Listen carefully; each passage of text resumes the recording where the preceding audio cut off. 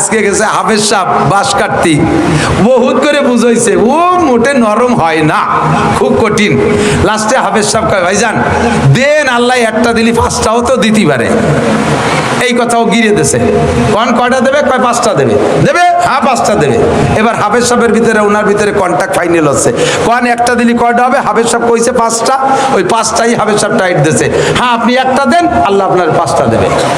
ওই লোক ক্রিমিনালি ওইরা বাঁশের জাড়ে নিয়ে যাইয়া একটা জাড়ে 3টে বাঁশ, এই 4 বছর পর্যন্ত তাতে আর নতুন করে লিওয়াই না। তা হাফেজ সাহেব কইছে একটাই পাঁচটা হবে, তো এনতে যদি একটা দেয় তাহলে পাঁচটা হবে, তাহলে জালটা ফিরে নতুন হলো। কয় যে এনতে টাকা দিয়ে নেন, এই জায়গায় 4টা নেন। সত্যি হাফেজ সাহেব সেই 4টা কেটে নিয়ে আসছে। তো উনি তো উনার কায়দায় ওই সেই সময় ওয়াজের দরকার কইছে, বাঁশের দরকার নিয়ে আইছে। তো ওই লোক গিরিয়ে দিয়ে রাখছে একটাই পাঁচটা হবে, দেখি কোন জালে পাঁচটা হয়। আর যে জাড়েতে দিছি দেখি ওই জাড়ে হয় নাকি। আল্লাহর এমন কুদরত, 3-4 বছর করলি হয় না, 3 বাঁশ নিয়ে খাড়াই রয়েছে। এই বছর সেই জাড়ে 5টা করলি বেরোইছে। করলি বোঝেন তো, বাঁশের চারা, এর 5টা বের হয়েছে। যত্ন সহকারে 5টা বাঁশ রেখে ওই চির মোটা মোটা, কায়দা মতো মোটা, শুভরি গাছের মতো একটা মোটা। পরের বছর হাফেজ সাহেব বাঁশ কাটতে যে ওই বাড়ির দ্বারে যে আবার ডাক দিয়েছে, ভাইজান বাড়ি আসছেন নাকি? মাদ্রাসার বাঁশ কাটতে আইছি। হাফেজ সাহেবের তার মনে নাই যে ওই বাড়ি এই 5 বাঁশের কন্ট্যাক্ট করিয়ে আইছিল। হাফেজ সাহেবের আওয়াজ পাইয়া ওই লোক ঘরের ভিতর থেকে কুড়াল নিয়ে বার হইছে। বেরোনোর সাথে সাথে ছেলেরা কয় যে হুজুর হয়েছে সেই লোক। কি যেন হয়েছে, আপনি গতবার 5 বাঁশের কথা কইছেন, মনে হয় তা হই নেই, দিবেন আজকে বাঁশ কায়দা মতো দিবেন। এই ছেলেরাও ভয়তে দৌড় মারছে, হাফেজ সাহেব গুড়ি পায় পিছে। ও লোক টের পাইছে যে ভয় পাচ্ছে, কয় হুজুর কি খবর, চলে যান কে, বাঁশ নেবেন না? আইছিলাম, এলাই গেছে কথা। হুজুর ভয় নাই, এদিকে আসেন, ভয় নাই এদিকে আসেন, আগে আল্লাহর কুদরত দেখে যান। আমি আল্লাহর কুদরত চোখ দিয়ে দেখেছি। আমার সেই জাড়ে আপনি বলছেন আল্লাহ 5টা দেয়, একটা দিলি, এই দেখেন সেই 5টা এই যে।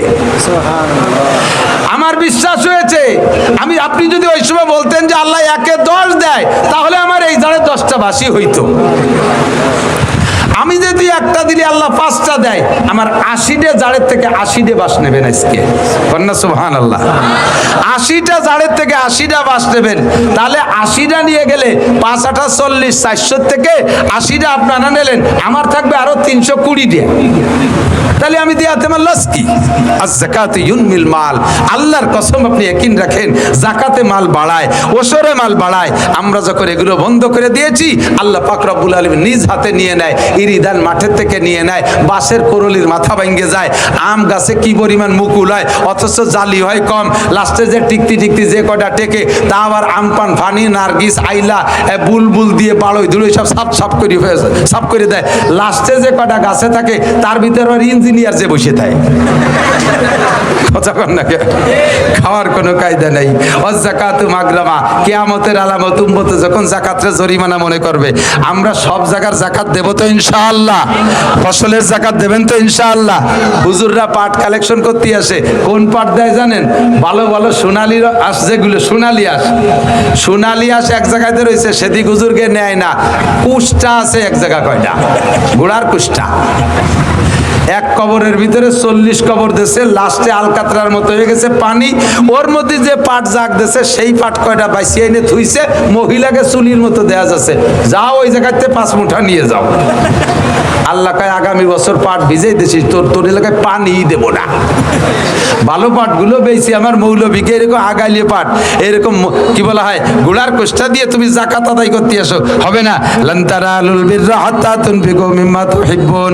যতক্ষণ পর্যন্ত তোমার ভালোবাসার মাল দান না করবা, অতক্ষণ তুমি নেকি পাওয়ার আশা করতে পারো না। এই যে কালেকশন, এদিক দেখেন, এই ব্যাগ নিয়ে কালেকশন করছে না ভিতরে, যাইয়ে দেখেন কত রঙের টাকা ওই ব্যাগের মধ্যে আছে।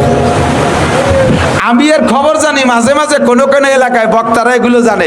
রাজবাড়ি এলাকার মাহফিলি গেলে এই মাঠে যা কালেকশন হয়, ওরা গোনে না, ওই ব্যাগ ধরে হুজুরে দিয়ে দেয়, যে হুজুর আপনি বাড়ি যে গুনে দেন গে। এইরকম ছিঁড়া টাকা যে কি পরিমাণ, ফকিরি নেই নাই, বাসালা নেই নাই, খিয়ালা নেই নাই, এ জায়গা গেছে 50 ছেড়ে দিয়েছে, যাক পকেট সাফ হয়ে যাক, এই আলাই বেলায় দিয়ে। আবার নেকির আশা করো। ওয়াযাকাতু মাগরামা। 4 নম্বর তো এই আর কথা বলবো না, এদিক থেকে 4 নম্বরে কিয়ামতের আলামত তুল্লিমা। এই কথা কইস কেন?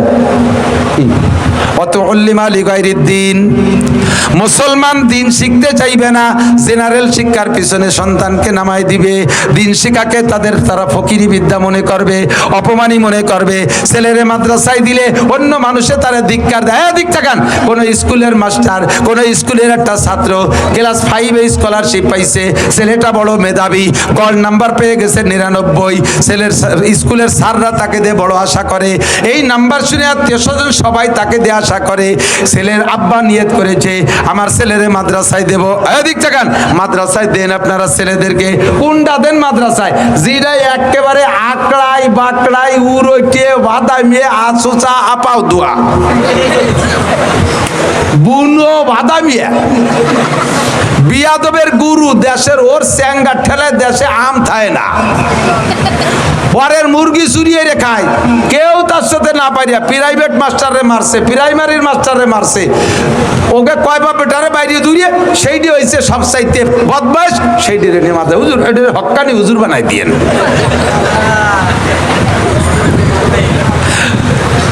চায় দক্ষিণ দিক দেয় উত্তর দিক, গলা শূন্য পেট মোটা, বাসায় গোস্ত নাই, মাথা সাইকেলে সিটির মতো 3 কোনা। এরে ফাটে তুমি হক্কানি হুজুর হইয়াছো। জন্ম অন্ধ মা মার পেটে থেকে দুনিয়া দেখতে পারে নাই, মারও দেখতে পারে নাই, সেই ডেরে পাঠাইছে 30 পারা হাফেজ হতি।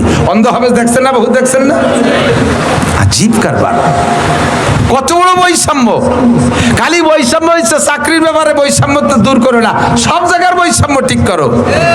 আল্লাহু আকবার। বালোডারে মাদ্রাসায় দেওয়া বেরেনিটা। আমার মাদ্রাসার একটা ছাত্র কয়দিন আগে সবক শেষ হয়েছে, আমার ভাগ্নি হয় স্বাস্থ্য বোনের ছেলে, মাত্র 5 মাস 150 দিনে 30 পারা কোরআন শরীফ মুখস্থ করছে। 8 বছর বয়স, মাত্র 8 বছর বয়স। তার নামটাও কইতে পারে না ভালো করে, এমনই এমন এত ছোট মানুষ, মাত্র 5 মাস সবক পড়ছে, 30 পারা কোরআনের হাফেজ। এখন সে কোরআন শরীফ উল্টো দিক দিয়ে মুখস্থ করতেছে। সদর দিক দিয়ে 30 পারা হয়েছে, উল্টো দিক দিয়ে মুখস্থ করতে করতে মানে উল্টো দিকে ইয়াদ করতেছে। আন্তর্জাতিক পর্যায়ে চলে যাবে ইনশাআল্লাহ। তো উল্লিম আলী গায়রিদ দিন, মুসলমানের সন্তানকে দিন শিখাবে না, এটাকে ফকিরি বিদ্যা মনে করবে। ফকিরি বিদ্যা। আমি বলি এদিক তাকান, বর্তমানে আলেমদের চাইতে জেনারেল শিক্ষিত ছেলেরা বেকার বেশি। কথা বলুন ঠিক ঠিক না? আলেমদের চাইতে এই যে চাকরি বৈষম্য নিয়ে যে আন্দোলন শেখ হাসিনার পতন ঘটায় দিয়েছে, এই বৈষম্য দূর করার জন্য যে আন্দোলন করেছে, এটা কি মাদ্রাসার ছাত্রদের চাকরির বৈষম্যতা দূর? জেনারেল ছাত্রদের বৈষম্যতা দূর। লক্ষ লক্ষ ছেলে বেকার। এই বিদ্যার নামই হয়েছে এখন বেকার বিদ্যা। আমার কোনো মৌলবী আল্লাহর রহমতে বেকার নাই। খাইয়ে দিয়ে বেশ তেল কই আছে, মসজিদের ইমামতি হলে 30 বাড়ি খাবার, ডেলি এক বাড়ি খায়, যে বাড়ি যায় সেই বাড়ি ভালো খাবার। খাতি খাতি আমার মতো শূন্য মৌলবী মরাদানে পানি পাইয়ে 3 মাসের মধ্যে ভুলি একেবারে পেট লাগল পায় না, কদ্দূর চলে গেছে। আবার এই মহল্লা ভরে সব Italy, France, Japan, German, Saudi Arab থাকে। হুজুরির কোনো পোশাক কিনে ব্যবহার করা লাগে না। ঈদের সময় তার 14 গোষ্ঠীর পোশাক মহল্লার মুসল্লিরা দিয়ে দেয়। আল্লাহর রহমতে কুরবানির সময় দিয়ে দেয়। ঈদানের সময় 60 মণ আলাদা কালেকশন করে দেয়। রমজান মাসে 1 লাখ টাকা আলাদা কালেকশন করে দিয়ে দেয়। আল্লাহর রহমতে খেয়ে দে বেশ সুন্দর আছে। অথচ এই বিদ্যারে বানাইছে ফকিরি বিদ্যা। এই মনে করে ছেলে মেয়েদেরকে জেনারেল পড়ায়, মাদ্রাসায় পড়াবে না। এর নাম হলো কিয়ামতের আলামত। 4 নম্বর তুল্লিম আলী গায়রিদ দিন ও আতার রজুলুম রাতাহু আক্কা উম্মা। কিয়ামতের আগে এমন হবে, ছেলেরা পুরুষরা তার স্ত্রীর ভক্ত হবে। স্ত্রী যা বলবে তাই শুনবে। সে যেটা বাজার করতে বলবে বলতে দেরি, আনতে দেরি নেই। সে শুধু গুনগুনি করতে যে দেরি, যেখানে পাক সেখান থেকে নিয়ে আসবে। আর মা একখান কাপড়ের জন্য বছর বইয়ে গ্যাঙ্গায় মারে ধমক দিয়ে কয়, খালি কি আমি তোমার ছেলে আর নাই তাকে কইতে পারো না? কথা বলেন, এই ঘটনা চলছে কি চলছে না? এই ঘটনা চলছে কি চলছে না? এটা হবে না হচ্ছে, এটা হবে না হচ্ছে। সব জায়গা মহিলাদের মাতুব্বাড়ি। আপনার মারে আপনি কাপড় কিনে দেবেন, আপনার বোর কাছে শোনা লাগে। এরকম ফ্যামিলি আছে না নাই? আপনার বাপরে আপনি লুঙ্গি কিনে দেবেন, আপনার বোর কাছে শোনা লাগে। ছেলে কত বড় কপাল পুরা, বিদেশে যাওয়ার সময় সাউরির নামে অ্যাকাউন্ট খুলে দিয়ে গেছে। জোরে কোন সুবহানাল্লাহ। এ কথা কয় না কি বিল্লাহ? নাউজুবিল্লাহ। আছে না নাই? হুজুর এই 4টে এক পর পর বলছেন, আতার রজুলুম রাতাহু আক্কা উম্মা। স্ত্রীর আনুগত্য হবে, মার নাফরমানি করবে। ও আদনা সাদিকাহু আকসা আবা, বন্ধু বান্ধবদের পিছনে হাজার হাজার লাখ লাখ টাকা খরচ করবে, অথচ আব্বার ঔষধ কেনার পয়সা দেবে না, আব্বারে দামি একটা পাঞ্জাবি বানাই দেবে না, আব্বা তবলিগে যাইতে চাইলে টাকা দেবে না, আব্বার প্রয়োজন পরিমাণ খাবার দাবার হাত খরচের টাকা দেবে না। এগুলো সবই কিয়ামতের আলামত। এরপরেও জহরাতিল আসওয়াতু ফিল মাসাজিদ, মসজিদে যাইয়া ইবাদত করবে না, মসজিদে যে কোরআন নাই, মসজিদে যে নামাজ নাই, সময় পাইছে 2-4 টাকা নফল পড়বে তা পড়বে না, বৈশা বৈশা গীবত শিকায়ত করবে। এরে হাসিনেরে উঠো খালেদারে ডুবাও, খালেদারে উঠো হাসিনেরে ডুবাও। মহল্লায় কে কি অন্যায় করছে সেইগুলো নিয়ে যত দড়ি দরবার, যত গীবত শিকায়তের গল্প চলে, ব্যবসা বাণিজ্যের গল্প চলে, রাজনীতির গল্প চলে মসজিদে। মসজিদের মধ্যে জিকির নাই, মসজিদের মধ্যে ফিকির নাই, মসজিদের মধ্যে নামাজ নাই, মসজিদের মধ্যে তিলাওয়াত নাই, দুনিয়াবি গল্প স্বল্প। কথা বলেন হচ্ছে কি হচ্ছে না? ও জহরাতিল আসওয়াতু ফিল মাসাজিদ। এরপরে হুজুর ভাই আমার দিক থেকে ও সাদাল কবিলাতা ফাসিকুহুম, জায়গা মতো চলে আইছি। এই ও সাদাল কবিলাতা ফাসিকুহুম, কওমের জাতির নেতা হবে ফাসেক। জোরে বলেন কে? ফাসেক কারে কয়? 1 নম্বরে নামাজ পড়ে না, 2 নম্বরে দাড়ি কাটে, 3 নম্বরে হারাম হালালের বাসা কুটা নাই, সুদে কারবার ঘুষে কারবার করে। কথা কয় না? একে কি কয়? ফাসেক কয়। কি কয়? বউ বাচ্চারে পর্দা করায় না, এরে কি কয়? ফাসেক বলে। এই জাতীয় ফাসেক যখন হবে তোমাদের জাতির নেতা, সাদাল কবিলাতা ফাসিকুহুম, কওমের নেতৃত্ব মেম্বার থেকে নিয়ে সংসদ ভবন পর্যন্ত সব জায়গা যখন নেতৃত্ব দেবে ফাসেকরা। একজন আলেম নির্বাচনে দাঁড়াবে, সে ভোট পাবে না। একজন দাড়িওয়ালা মানুষ নির্বাচনে দাঁড়াবে, ভোট পাবে না। গাঁজাখোর, ইয়াবাখোর, মাগিবাজ, ফাঁকিবাজ, লম্পট, লুচ্চ, দাড়ি কাটা, দাঁড়াই মতে খাড়াই খায়, আইটি পায়খানা করে, নামাজ নাই, রোজা নাই, হজ নাই, যাকাত নাই, সুদখোর, ঘুষখোর, দুর্নীতিবাজ, টোন মারা, মন মারা, এই সমস্ত যত বদমাইশ গুলো এরা দাঁড়াইয়া নির্বাচিত হয়ে যায়। এটাই তোমাদের কপাল পোড়ার কারণ। ঠিক কি ঠিক না?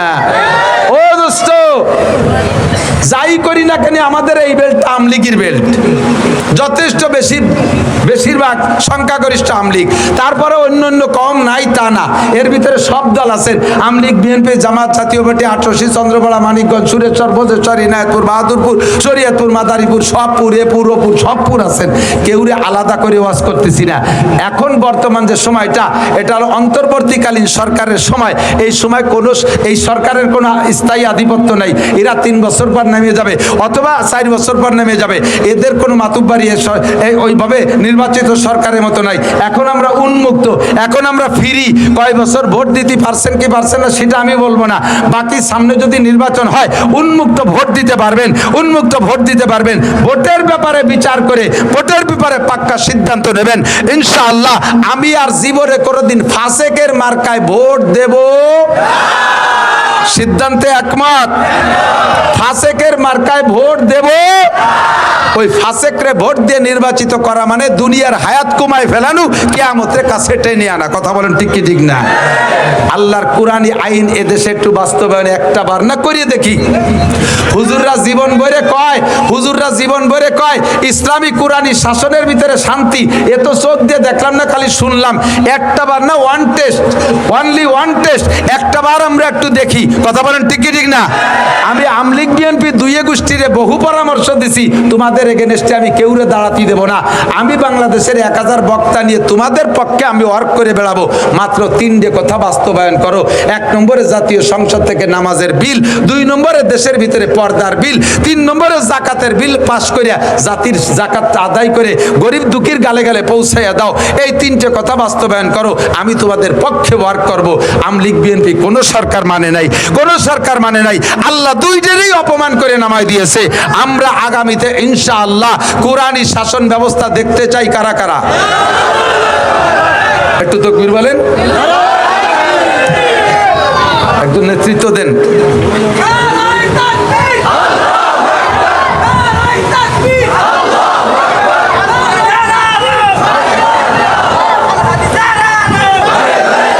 নারায়ে তাকবীর।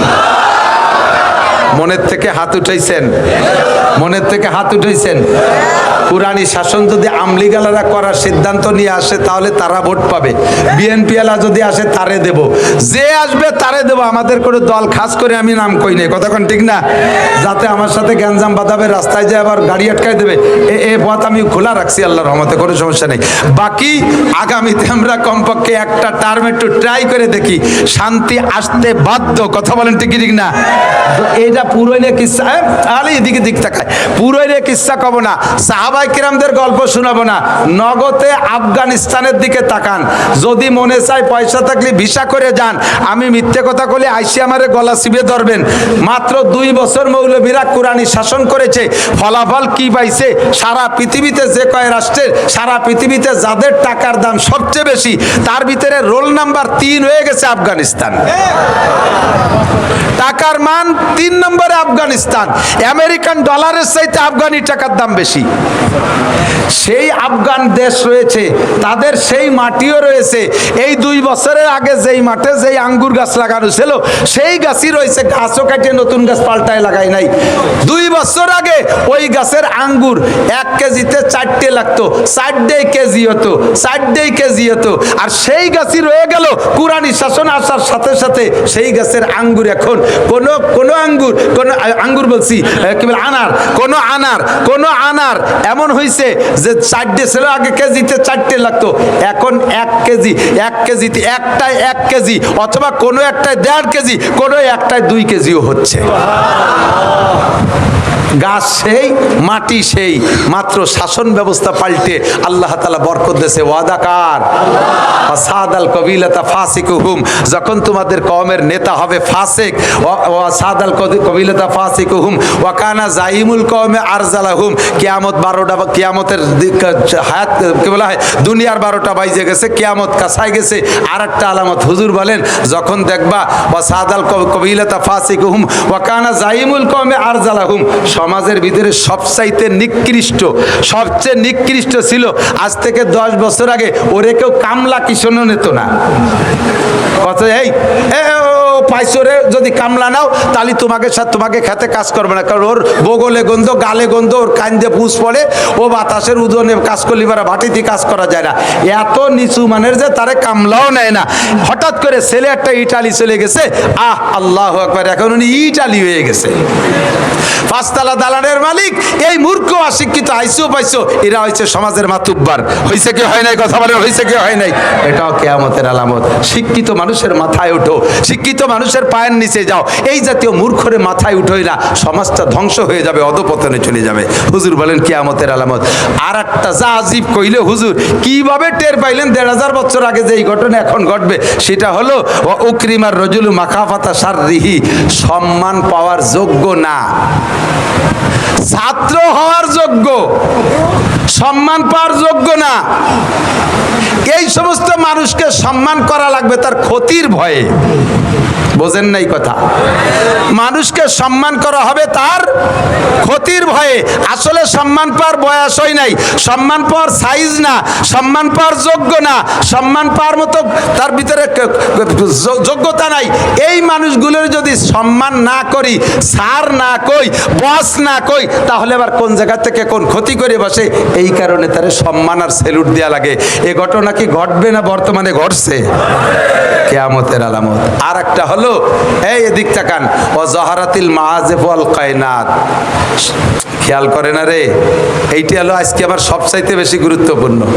ও জহারাতিল মাআজিফ ওয়াল কায়নাত, বাদ্যযন্ত্র এত প্রভাব পাবে যে কোরআন তিলাওয়াতের মধ্যেও বাজনা ঢুকে যাবে, হাদিস তিলাওয়াতের মধ্যে বাজনা ঢুকে যাবে, জিকিরের মধ্যে বাজনা ঢুকে যাবে, ইসলামী সঙ্গীতের মধ্যে বাজনা ঢুকে যাবে। গান বাজনাকে এত প্রাধান্য দিবে যে মুসলমান কোনো একটা আনুষ্ঠানিকতা এই বাজনা ছাড়া হয় না। ইসলামী সঙ্গীত গায়, এই যে দেখেন ফাও লাইট দুটো জ্বালায় রাখছে, কি দরকারের? কেন এই লাইট, এই ফোকাস করার কি দরকার? এটা কি মমতাজের মঞ্চ? এটা কি বাউল গানের মঞ্চ? এটা কি জারি যাত্রা খরচের মঞ্চ? কেন এইগুলো ইসলামী মঞ্চের ভিতরে আসবে? এটাই কিয়ামতের আলামত। দুনিয়াকে ধ্বংস আপনারা করছেন না, দুনিয়ার ধ্বংস আমরা করতেছি। পুনরায় যদি এগুলো আমি কোনোদিন দেখি, আমি স্টেজ থেকে চলে যাব, আমি আর উঠবো না। আজকে কথাগুলো বলার জন্যই মাত্র অপেক্ষা করছি, বসে রয়েছি।